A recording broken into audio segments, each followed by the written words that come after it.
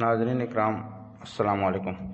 ہمارے یہاں سیلاب کا آ جانا اب کسی آفت سے زیادہ ایک رواج بن چکا ہے۔ ہر سال ہمیں مونسون میں تباہی اور بربادی کے مناظر دیکھنے کو ملتے ہیں اور کوئی اقدام نہیں کیے جاتے، بلکہ اب تو یہ وتیرہ بنا لیا گیا کہ جب بھی سیلاب آئے حکومتی سطح پر ایک فلڈ ریلیف فنڈ قائم کر دیا جائے اور عوام سے امداد و عطیات کی وصولی شروع کر دو، لیکن آج تک ان عطیات کا کوئی درست مصرف سامنے آیا ہے اور نہ ہی کبھی ان کو کسی مستقل اور جامع منصوبہ بندی کے لیے خرچ کیا گیا۔ گزشتہ کئی سال سے مسلسل آنے والے سیلابوں کی تاریخ دیکھ لی جائے تو یہی علم ہوتا ہے کہ حکومتی سطح پر تمام تر اقدامات اور امدادی منصوبوں کے دعووں کے باوجود مصیبت زدگان اپنی مدد آپ کے تحتی زندگی کے دھارے میں واپس آئے۔ ہمارے حکمران وقتی بندوبست اور جز وقتی اقدامات تک ہی محدود رہتے ہیں اور مستقبل کے حوالے سے کسی بھی قسم کی پلاننگ کرنے سے حتی الامکان گریزاں رہتے ہیں۔ پوری دنیا اس وقت گلوبل وارمنگ کی زد میں ہے، مگر کہیں بھی پاکستان کی طرح سیلاب معمول نہیں بنے۔ ہمارے یہاں آنے والے سیلاب در حقیقت عدم منصوبہ بندی کا نتیجہ ہوتے ہیں، کیونکہ اسباب اور ٹھوس منصوبہ بندی کے ذریعے ان کی شدت میں کمی لائی جا سکتی ہے اور مستقبل میں ان کا تدارک کیا جا سکتا ہے۔ تاہم اس کے لیے ضروری ہے کہ ارباب اختیار سر جوڑ کر بیٹھیں اور ان کا مستقل بنیادوں پر حل تلاش کریں۔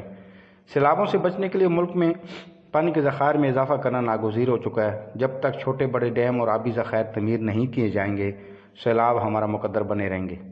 اس کے علاوہ زیادہ سے زیادہ درخت بھی لگانے چاہیے، کیونکہ یہ سیلابوں کی روک تھام کے ساتھ ساتھ موسم کی تلخی کو بھی کم کرتے ہیں۔ مگر سب سے زیادہ ضروری ہے کہ حکومت اپنی ترجیحات میں ان منصوبوں کو شامل کرے تاکہ ان کا حل سامنے آ سکے۔ اگر نیت صاف، دل و دماغ میں سے پاک اور کوئی ذاتی مفاد نہ ہو تو پھر ناممکن بھی ممکن ہو جائے۔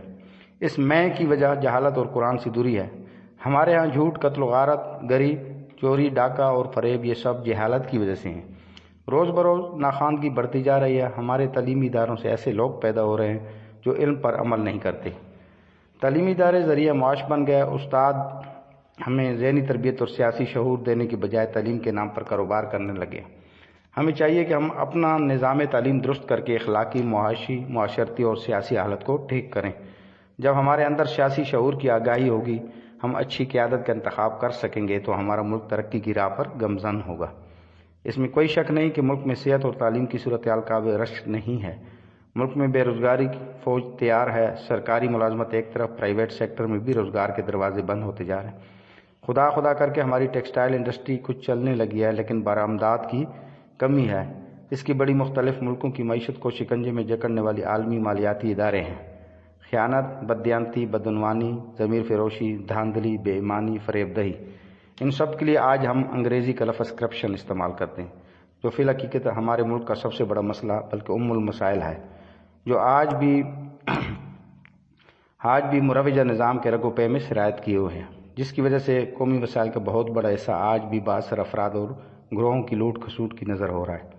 جبکہ ماضی میں جو قومی دولت لوٹ کر بیرونی ملک بینکوں کے خفیہ کھاتوں میں منتقل کی گئی یا قیمتی جائیدادوں کی خریداری میں صرف کی گئی، اس کی مالیت اتنی زیادہ ہے کہ بعض اقتصادی ماہرین کے مطابق اگر اسے ملک میں واپس لایا جا سکے تو نہ صرف یہ کہ تمام بیرونی قرضوں سے چھٹکارا مل جائے بلکہ کئی اشروں تک سرکاری اور ترقیاتی اخراجات کے لیے کوئی ٹیکس نہ لگانا پڑے۔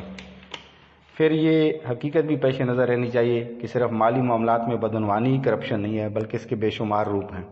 تعلیم، ملازمتوں اور مناصب میں میرٹ کا راستہ روکنا اور منظور نظر افراد کا نوازا جانا، جمہوریت کی دعوے دار سیاسی جماعتوں میں آزادانہ منصفانہ انتخابات کے ذریعے اہل قیادت کو آگے لانے کی بجائے مصنوعی طریقے سے موروثی قیادت کی راہ ہموار کرنا، سرکاری اختیارات اور وسائل کو ذاتی مقاصد اور مفادات کے لیے استعمال کرنا، انتخابات کے موقع پر عوام سے ناقابل عمل وعدے کر کے ووٹ لینا، سیاسی مخالفین پر بے ثبوت الزامات لگانا اور ان کے خلاف جھوٹا پروپیگنڈا کرنا، عدالتوں میں جھوٹی شہادتیں اور ذیلی شواہد پیش کرنے، یہ سب کرپشن ہی کی مختلف شکلیں ہیں، جن کی موجودگی میں کوئی معاشرہ نہ حقیقی طور پر ترقی کر سکتا ہے، نہ سکھ، چین اور امن و سکون کی نعمت سے بہرہ مند ہو سکتا ہے۔ اس لیے ملک سے کرپشن کے خاتمے کا ہمارے قومی ایجنڈے کی اولین ترجیحات میں شامل ہونا ضروری ہے۔ ماضی کے معاملات کی تحقیقات یقیناً ایک بہت وقت طلب اور دشوار کام ہے، لیکن حال اور مستقبل کو کرپشن سے محفوظ کرنے کے لیے فوری نتائج دینے والے مؤثر اقدامات یقیناً کیے جا سکتے ہیں۔ کرپشن کے خاتمے کے لیے سب سے ضروری امر یہ ہے کہ تمام معاملات میں شفافیت کا اہتمام کیا جائے۔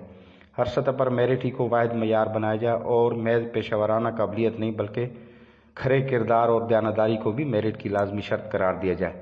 نئی نسل کو کرپشن کے رجحانات سے محفوظ رکھنے کے لیے نظام تعلیم میں اخلاقی تربیت کے حوالے سے ضروری اصلاحات کی جائیں۔ میڈیا کو معاشرے میں اعلیٰ اخلاقی اقدار کے فروغ کا ذریعہ بنایا جائے اور معاشرے کے اہل ترین افراد کو تدریس کا پیشہ اختیار کرنے پر راغب کرنے کے لیے اساتذہ کو بہترین سہولتیں اور معاوضے دیے جائیں اور ان کی اہلیت کی شرائط میں اعلیٰ اخلاقی و صاف خدا ترسی اور قومی خدمت کے مشنری جذبے کو لازمی قرار دیا جائے۔ ایک اہل اور دیانتدار نسل کو پروان چڑھانے اور ہمارے مستقبل کو کرپشن سے پاک کرنے کے لیے اعلیٰ اقدار کا علمبردار میڈیا محض تعلیم نہیں بلکہ تربیت کا حامل نظام تعلیم اور لائق اور بلند کردار اساتذہ ناگزیر قومی ضرورت ہیں۔ اگر بے حس رویوں کے خور سے باہر نکل کر دیکھا جائے تو شاعر کا یہ شعر سچائی کی خوب عکاسی کرتا ہے۔ افلاس کی بستی میں ذرا جا کر تو دیکھو، وہاں بچے تو ہوتے ہیں مگر بچپن نہیں ہوتا۔ وما علینا